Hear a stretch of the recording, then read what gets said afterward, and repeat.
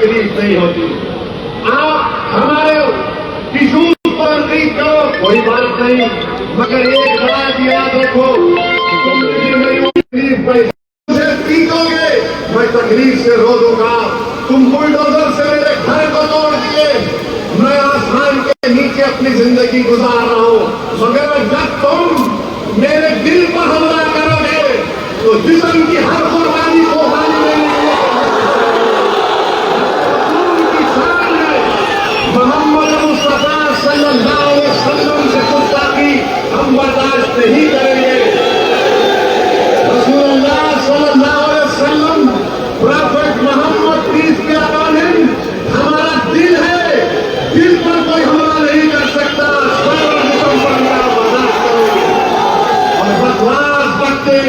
لوگ بولنے کے ساتھ وہ خدا شخص تھے, رسول اللہ صلی اللہ علیہ وسلم کے بارے میں ہمارا شناخت رکھا. میں آپ سے کہہ رہا ہوں کہ جس کو اللہ نے رحمت للعالمین بنا کر بھیجایا, اللہ نے جس کو مبشر کہا, بشیر کہا, ارے آسمان پر تھوکنے سے آسمان پر تھوک نہیں جاتا, تھوکنے والے کے چہرے پر تھوک دیتا ہے. اور قرآن میں بتلایا گیا, سنو, قرآن کریم میں بتلایا گیا کہ جو محمد صلی اللہ علیہ وسلم کی شان میں گستاخی کرتا ہے, ایک شخص تھا مغیرہ بن ولید اس کا نام تھا, ولید بن مغیرہ اس کا نام تھا, وہ بھی گستاخی کرتا تھا. تو قرآن کریم اعلان کر رہا ہے کہ جو نبی کی شان میں بکواس بکے گا وہ ولد الحرام ہے, وہ ولد الحرام ہے. اسی لیے سکنجی زبان کو بولتے ہو, قانون تو سب کے لیے ہے نا.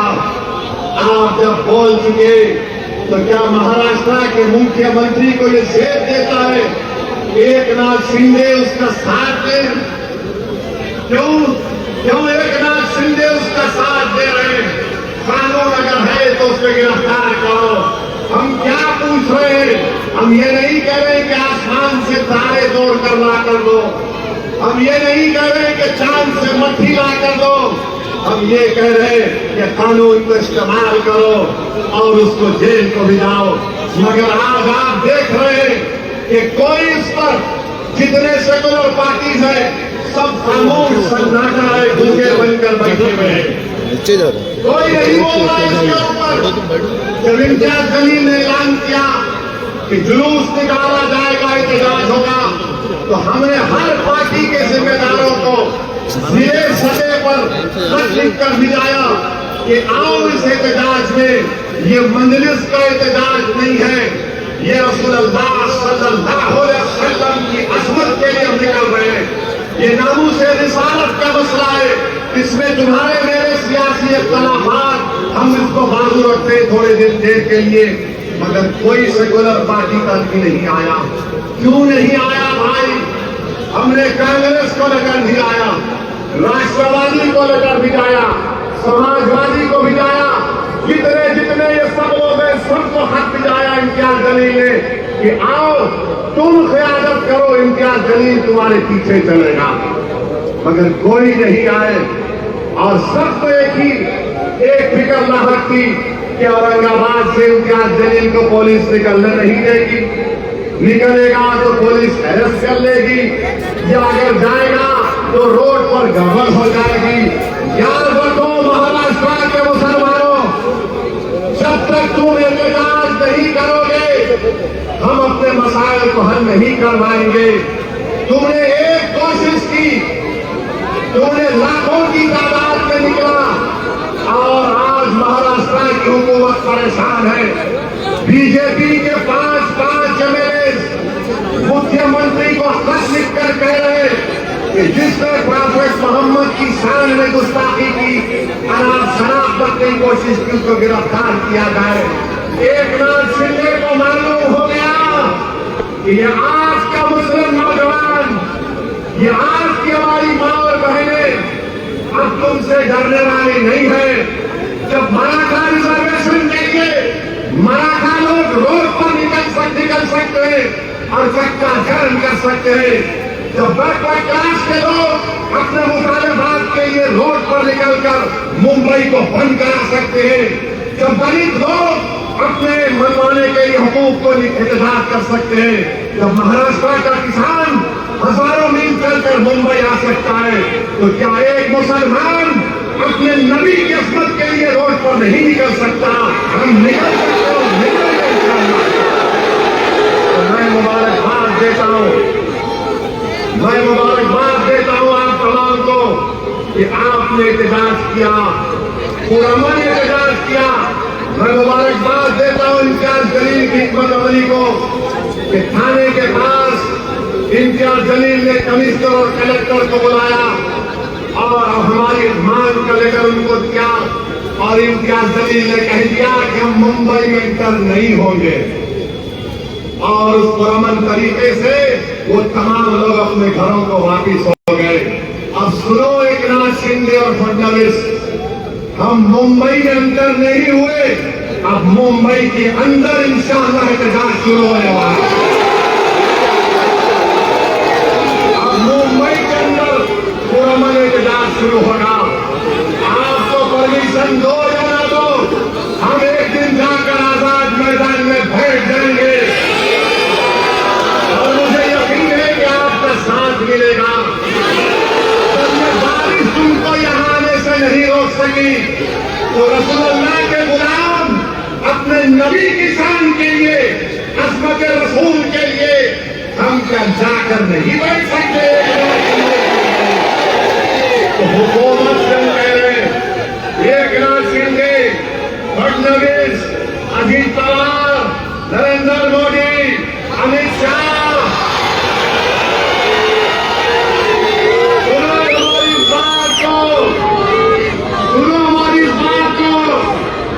शेर जाग चुका है, अब शेर जाग चुका है। हमारी माँ और बहनों ने अपने बेटों से कहना, बेटा कल हसन के मैदान में उनको सिफात दिलाने वाले के लिए हमको खड़े होना है। मैं सलाम करता हूँ तुम्हारे जमते को, मैं सलाम करता हूँ। और याद रखो, हम बताना लोग हम समझ, देखो बारिश भी रुक गई, इस बात से बारिश से डरना नहीं। बारिश हो रही थी पर निकल कर बरसा, अल्लाह की रहमत बरस रही है, कोई बात। एक बात हमारे हिंदू भाइयों को बताना चाहते हैं, हमको दीन कैसे मिला, हम क्यों मुसलमान हुए, हम क्यों नमाज पढ़ते हैं, हम क्यों रोजा रखते हैं, हम क्यों मस्जिदों को बनाते हैं, हम क्यों गरीबों को खाना खिलाते हैं, हम क्यों यतीमों की मदद करते हैं, हम क्यों बेवाओं की मदद करते हैं? इसलिए कि हमारे रसूल ने हमको सिखाया, इसलिए कि हमारे रसूल सल्लल्लाहु अलैहि वसल्लम ने हमको सिखाया। अगर वो हमको नहीं सिखाते तो हम नहीं करते। उन्होंने बताया करो, हम बोले करेंगे। तो ये बात आपको समझना है। और अज़ीज़ान मिल्लत इस्लामिया, कुरान करीम में अल्लाह फरमाता है सूरह हुज़ुरात में कि ऐ ईमान वालों, अपनी आवाज को, अल्लाह बोला कुरान में कि ऐ ईमान वालों, अपनी आवाज को नबी की आवाज के आगे बुलंद मत करो, वरना तुम्हारे अमाल हफ़ कर लिए जाएंगे, खत्म कर दिए जाएंगे। एक सहाबी रसूल थे, इनका नाम साबित बिन क़ैस रज़ियल्लाहु तआला अन्हु। उन्होंने जब सुना तो रोते हुए बारगाह नबूवत से चले गए, कई दिन तक नहीं आए। सहाबा किराम को अल्लाह के रसूल सल्लल्लाहु अलैहि वसल्लम ने भेजा और देखकर पूछा, कहाँ है साबित, कहाँ है साबित बिन क़ैस, बुला कर लेकर आओ। तो साबित बिन क़ैस के सहाबा किराम ने अल्लाह के रसूल सल्लल्लाहु अलैहि वसल्लम का पैगाम पहुंचाया। तो साबित बिन क़ैस ने कहा, मैं ऊंची आवाज में बात करता हूँ, मेरे अमाल खत्म हो गए, मैं जहन्नमी हो गया, मैं जहन्नमी हो गया। जाके रसूलुल्लाह सल्लल्लाहु अलैहि वसल्लम को बोले कि आका साबित बिन क़ैस ये कह रहे हैं। तो रसूलुल्लाह सल्लल्लाहु अलैहि वसल्लम ने कहा कि नहीं, वो जन्नती है, वो जन्नती है। तो मेरे अजीज दोस्तों और बुजुर्गों, मेरे दोस्तों सुनो मेरी बात को। इमाम मालिक रहमतुल्लाह अलैह मदीने में है, हदीस बोल रहे, हदीस को बयान कर रहे, लोग उस महफिल में देख रहे हैं कि इमाम मालिक का चेहरे का रंग बदल रहा है, तकलीफ नुमाया है। और जब आप हदीस बयान कर चुके, उठकर आपने कपड़े को झटकाते भिक्षु निकला। लोगों ने पूछा, इमाम मालिक आप क्यों नहीं उठ गए? तो इमाम मालिक ने कहा कि मैं रहमतुल्लाह अलमीन की हदीस को बयान कर रहा था, उसके अदब को मलूज रखकर इस दस्त वाले की दस्त को बर्दाश्त कर रहा था भिक्षु की, क्योंकि अदब मेरे सामने था रसूलुल्लाह सल्लल्लाहु अलैहि वसल्लम। तो मेरे नौजवानों, तुमको ड्रग्स को छोड़ना पड़ेगा, तुमको जहर की लानत को खत्म करना पड़ेगा, तुमको एक मोमिन बनना पड़ेगा। तुमने अपने गुलामी के रिश्ते को मजबूत कर दिया, तुमने दुनिया को बता दिया कि मैं रसूलुल्लाह सल्लल्लाहु अलैहि वसल्लम का गुलाम हूँ। तुमने पूरे हिंदुस्तान के 19 करोड़ मुसलमानों के सर को फखर से ऊंचा कर दिया कि महाराष्ट्र में ऐसे फर्जंदाने तौहीद है जिन्होंने कोरोना ने निजात किया।